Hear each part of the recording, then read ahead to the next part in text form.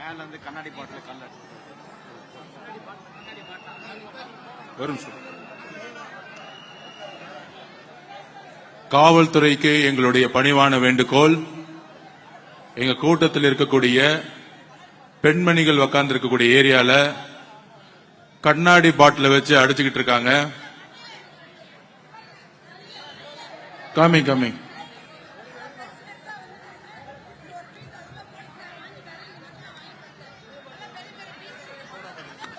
Soda bottle கண்ணாடி பாட்டில வச்சு அடிச்சுக்கிட்டு இருக்காங்க.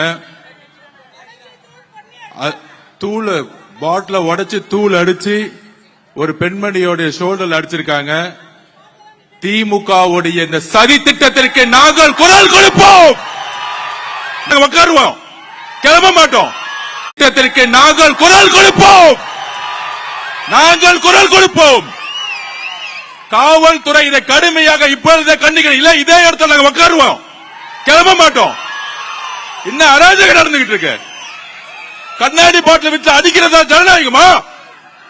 திரு மு க ஸ்டாலின் சார், நிப்பாட்டியா, எல்லாத்தையும் நிப்பாட்டியா. இப்பயே எவ்வளவுதான் அடிப்பீங்க கேட்கிறேன். நாங்க பொறுமையா இருந்துகிட்டு இருக்கோம். திருப்பி அடிச்சா தாங்க மாட்டீங்க சொல்லிட்டேன் நானு. திருப்பி அடிச்சு தாங்க மாட்டீங்க. நாங்க பொறுமையா இருந்துகிட்டு இருக்கோம். திமுக திருப்பி கேட்டுக்கிறேன், காவல்துறை எங்களுடைய பெண்கள் மீது கை வைத்தால் அங்க சும்மா இருக்க மாட்டோம். கண்ணாடி பாட்டில உடைச்சு எரிஞ்சது யார்? இந்த நைட்டை கைது செய்யணும். இப்பவே கைது செய்யணும். இல்லை என்றால் அதை வச்சா இங்கேயே உட்கார்ந்துட்டு இருப்பேன்.